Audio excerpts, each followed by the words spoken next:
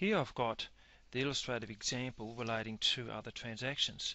There are 5 special types of transactions which we must also remember and to account for in relation to GST, which I'm going to show you with these illustrative examples that start on page 87. The first one is to do a purchase of an asset other than cash. Normally we buy inventories which we sell off to our customers in order to make a profit, but sometimes there's fixed assets, equipment, cars, buildings and so forth that don't get put through the same way, and I'm going to show you how to treat those. So in our first instance, on March the 9th, we had Newgan Industries, which is the business that we're accounting for. They purchased some equipment for $33,000 from equipment suppliers. So let's record the equipment first up. There it is there. We haven't calculated for the GST yet. I'm just going to get ready for that so we can see how it works. Right. And the liability account from equipment suppliers, let's put that one in this quickly. So in this instance what I've done is identified all the accounts. Right. I'm going to go a bit backward here and just build it up, but the reason why I'm doing this is to illustrate how you might use this process to find exactly what the GST component is so you don't get yourself confused. Now we paid, or we're going to pay, we have promised to pay equipment suppliers of $33,000, right, of which there is a GST component. If you divide 33,000 by 11, we're going to get a $3,000 rebate. Okay, that's the amount that is here for the GST credits received, which means that the balance is the amount of equipment that we actually purchased. Right. So there you are. And in the equipment account we get 30,000 GST credits received, and equipment suppliers, the amount that we owe there. It's very similar to what you've seen before in terms of when we purchased inventory. Okay, but we must keep that separate, and that's why it's been treated as such. Now, on the opposite side, the business can sell assets other than inventories, and they must be treated differently. Okay, it's going to be very much the same, so I'm going to show you that then. What happened here, in this particular transaction, we sold furniture to furniture traders on credit. Let's put that in first. Furniture traders. The other two accounts here is that we sold some furniture.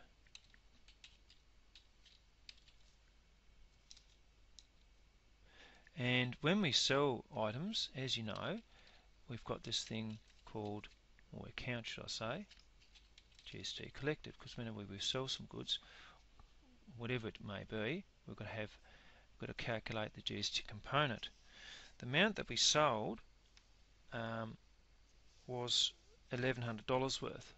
So that's how much furniture traders is going to owe to us, right? Because they promised to buy that or pay that in hopefully 30 days time. The furniture component is $1,000, and you can see that the GST collected, which hopefully you'll see quite easy, is 11th of 1100. Here, appears as a credit there to GST collected. So that's again very similar to what you already have been shown, but as I mentioned, if it's not to do with inventories, it must not be confused with it and therefore kept separate. That's why we do it this way. Now we're coming to March 11th. This is just totally different, and every owner who owns a business, they need at times to make cash withdrawals basically to live. Right? They try and minimise those as much as possible, because the more cash they take out, the less the business has to survive. So, but when they do it, there's this new account called drawings. So whenever an owner makes a withdrawal of cash from their business, is called drawings, and it's known as equity account. In this instance was simply $200, and it was for cash. There we are. That's probably fairly simple. If it's very much the same if I'm going to pay for something, I debit my expense or credit the cash at bank. In this instance, it's drawings, it's owned as equity account, so debit, and cash at bank was reduced, it's a credit, $200. Two more to go. Now, what some businesses do, for example, if I'm operating a greengrocer or something, I'm not going to go to the supermarket and buy my greens. What I'm going to do is just take them off the shelf, but that needs to be accounted for. And this has got a complicating factor that most likely that we have purchased these items with GST component in it. So this becomes complicated. But let me show you how that works. In the first instance,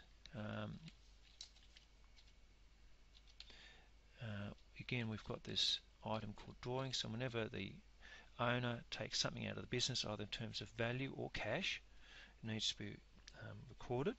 There was $132 worth of things that we took. It's inventories, because we took stuff off the shelf, and this is where the GST component comes into it. Right. Let's just think about this. When we bought it before, we would debit GST credits received. So that's a rebate from the government. Now in this instance, we've taken it out, therefore it appears on the credit side. So when we do our maths, 12 is obviously 11th of 132. The inventories that was reduced by is $120. Alright.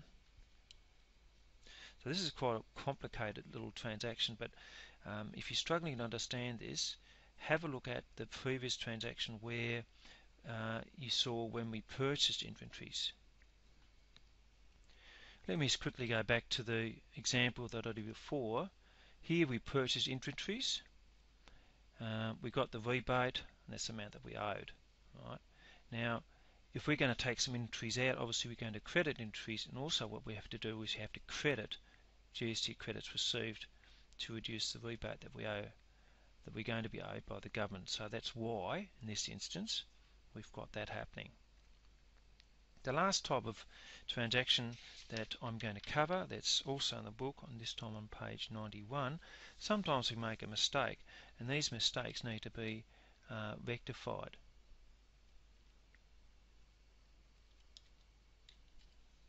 So what we've got here, V. Nugent has mistakenly entered the sale of furniture to the sales account instead of the furniture account. So we must take it out of the sales account and put it in the furniture account. This is what happens. So it's currently sitting in the sales account as a credit, therefore we must debit that account and take it out of the furniture account.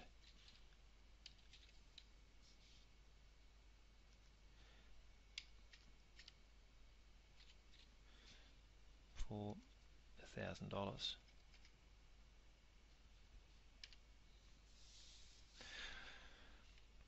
If you've not understood this particular transaction, what I will do, I will show you the original mistake looking at the ledger accounts, and then show you how then it would be put into here to put you fully in the picture. So let me go back in time a little bit. So what I'm showing you here is that they had a sale for furniture and they put it into the sales account. But as you learned earlier on, if it's a sale other than an inventory account, it must be treated separately. So this mistake here must be rectified. So they put the $1,000 into the sales account. In order to get it out of the sales account, we must debit the sales account. Okay, I'm just going to do that now. There. And we've got to put it against the furniture account. So now let's look at what's happened. The furniture account which was sold now has none in it, none whatsoever, and this amount here, which was originally put to the sales account, got cancelled out through this correcting entry. Hopefully that's been a bit more clearer